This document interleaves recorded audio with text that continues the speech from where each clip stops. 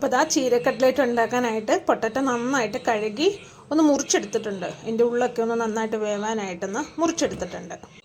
ഇതാ പൊട്ടറ്റോ കുക്കറിൽ ആവശ്യത്തിന് വെള്ളം ഒഴിച്ചൊന്ന് നമുക്ക് നന്നായിട്ടൊന്ന് വേവിച്ചെടുക്കണം. ഒരു മാക്സിമം ഒരു 3 വിസിൽ.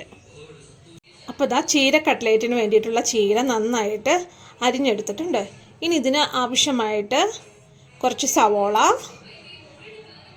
2-3 പച്ചമുളക്, കറിവേപ്പില ഇത്രയും ഒന്ന് അരിഞ്ഞെടുത്തിട്ടുണ്ട്. ഇതും കൂടെ ചേർത്ത് നമുക്ക് മിക്സാക്കി എടുക്കാം. ഇതാ ഞാൻ ഒരു പാൻ ചൂടാകാൻ വെച്ച് അതിൽ എണ്ണ ഒഴിച്ചിട്ടുണ്ട്.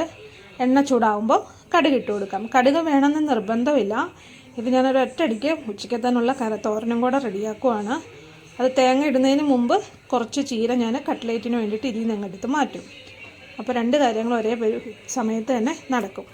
ചൂടാകുമ്പോൾ കടുക് ഇട്ട് കൊടുത്തു. കടുക് പൊട്ടിക്കഴിഞ്ഞ് നമുക്ക് ചീരയെല്ലാം ഇട്ടൊന്ന് മിക്സാക്കി എടുക്കാം. അപ്പോൾ ചീര ഇപ്പോൾ 2 പ്ലേറ്റ് ഉണ്ട്. ഇനി ഇത് വെന്ത് കഴിയുമ്പോൾ ഒരു പ്ലേറ്റ് തന്നെ കഷ്ടിയേ കാണത്തുള്ളൂ.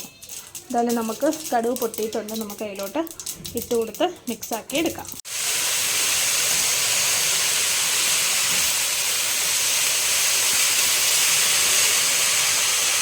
ആവശ്യത്തിന് നമുക്ക് കുറച്ച് ഉപ്പും കൂടെ ഇട്ട് കൊടുക്കാം. ഉപ്പ് നോക്കിയിട്ടേ പിന്നീട് ഇടാവുള്ളൂ, അല്ലെങ്കിൽ ഉപ്പ് കൂടിപ്പോകും. അപ്പോൾ ഇതാ നമ്മുടെ ചീര ഏകദേശം വെന്തിട്ടുണ്ട്. ഇനി നമുക്കിത് ഓഫ് ചെയ്യാം. എന്നിട്ട് ആവശ്യത്തിനുള്ളത് മാത്രം എടുക്കാം. ബാക്കി നമുക്ക് തോരന് വേണ്ടി മാറ്റാം. അതുപോലെ ഇതാ ഇവിടെ പൊട്ടറ്റോ ചൂടാറിയപ്പോൾ ഞാൻ അതിൻ്റെ തൊണ്ടെല്ലാം കളഞ്ഞെടുത്തിട്ടുണ്ട്. ഇതുപോലൊരു ഇടിമുട്ടി ഉണ്ടെങ്കിൽ ഇതും കൊണ്ടൊന്ന് ഇടിച്ചൊന്ന് സ്മാഷ് ചെയ്തെടുക്കാം. മിക്സിയിലൊന്നും അരച്ചെടുക്കരുത്. അതൊത്തിരി അരഞ്ഞു പോകും. അന്നേരം ഒരു ടേസ്റ്റ് കാണത്തില്ല. ജസ്റ്റ് ഇതും കൊണ്ടൊന്ന് ഇടിച്ചു കൊടുത്താൽ മതി. ഇതാ ഈ പൊട്ടറ്റയിലോട്ട് നമുക്ക് ആവശ്യത്തിനുള്ള ചീര വേവിച്ചത് ഇട്ട് കൊടുക്കാം.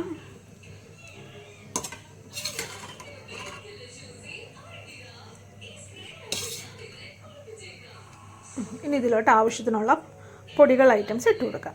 ഇനി ഇതിലോട്ടുള്ള പൊടികൾ ഞാൻ 2 സ്പൂൺ എരിവില്ലാത്ത മുളക് പൊടി ഇട്ട് കൊടുക്കുന്നുണ്ട്. പിന്നെ ഒരു 1/2 സ്പൂൺ മഞ്ഞൾപ്പൊടി, 1 സ്പൂൺ ഗരം മസാല, 1 സ്പൂൺ മല്ലിപ്പൊടി. ഇതിനി നന്നായിട്ടൊന്ന് മിക്സ് ചെയ്ത് എടുക്കാം. ഇത് ഇളക്കുന്ന സമയത്ത് കയ്യിൽ ഒട്ടിപ്പിടിക്കുവാണെങ്കിൽ ഒരു സ്വല്പം എണ്ണ തടവി മിക്സ് ചെയ്ത് കൊടുക്കാം. അപ്പോൾ നന്നായിട്ടതൊന്ന് മിക്സ് ചെയ്ത് യോജിപ്പിച്ചെടുക്കാം. അപ്പോൾ അതാ ബാറ്റർ നന്നായിട്ട് മിക്സാക്കി എടുത്തിട്ടുണ്ട്. ഇനി നമുക്കിത് ഇഷ്ടമുള്ള ഷേപ്പിൽ ആക്കിയെടുക്കാം. റൗണ്ട് ഷേപ്പോ ഹാർഡ് ഷേപ്പോ ഇഷ്ടമുള്ളൊരു ഷേപ്പിൽ നമുക്കിത് ആക്കിയെടുക്കാം. അപ്പോൾ ദാ എല്ലാം ഞാനൊരു റൗണ്ട് ഷേപ്പിലാക്കിയിട്ടുണ്ട്. ഇതൊരു 1/2 മണിക്കൂർ ഒന്ന് ഫ്രിഡ്ജിൽ വെച്ചൊന്ന് തണുപ്പിച്ചെടുക്കണം. നമുക്കത് ഫ്രിഡ്ജിലോട്ട് വയ്ക്കാം. അപ്പോൾ ദാ ബാക്കി ഉണ്ടായിരുന്ന ആ ചീരയിലോട്ട് ഞാൻ കുറച്ച് തേങ്ങയും മഞ്ഞൾപ്പൊടിയും കൂടെ ഇട്ട് മിക്സ് ചെയ്ത് ഒന്നുകൂടെ ചൂടാക്കി എടുക്കുകയാണ് തോരനായിട്ട്. ഒരേ സമയം നമുക്ക് ചീര കട്ട്ലേറ്റും റെഡിയാക്കാം, ചീര തോരനും റെഡിയാക്കാം. അപ്പോൾ അതാ ഇത് ഫ്രിഡ്ജിൽ വെച്ച് സെറ്റ് ചെയ്തെടുത്തിട്ടുണ്ട്. ഇനി ഇത് ഫ്രൈ ചെയ്യാനായിട്ട് ഒരു മുട്ട നന്നായിട്ട് പൊട്ടിച്ചെടുത്ത് ഒരിത്തിരി ഉപ്പിട്ട് മിക്സ് ആക്കിയത്, അതുപോലെ ബ്രെഡ് പൊടിച്ചത്. ഇനി ഓരോന്നോരോന്ന് ഇതാ മുട്ടയിലൊന്ന് ഗ്രിപ്പ് ചെയ്ത്, മുട്ട വേണ്ടാത്തവർക്ക് പാലെടുക്കാം കേട്ടോ. ഇതിലും ഇങ്ങനെ ഇട്ടൊന്ന് മിക്സാക്കി നമുക്ക് നേരെ ചൂടായ എണ്ണയിലോട്ട് ഇട്ട് കൊടുക്കാം. അങ്ങനെ എല്ലാം ഒന്ന് ഫ്രൈ ചെയ്തെടുക്കാവേ. ഇതിട്ട ഉടനെ മറക്കരുത്. ഒരു സൈഡ് ഒന്ന് ചെറുതായിട്ടൊന്ന് ഫ്രൈ ആയതിന് ശേഷം മാത്രമേ മറിച്ചിടാവുള്ളൂ, അല്ലെങ്കിൽ ഇത് പൊടിഞ്ഞു പോകും. ഇതാ ഈ പരുവത്തിൽ നമുക്കങ്ങനെ എല്ലാം ഫ്രൈ ചെയ്ത് എടുക്കാം.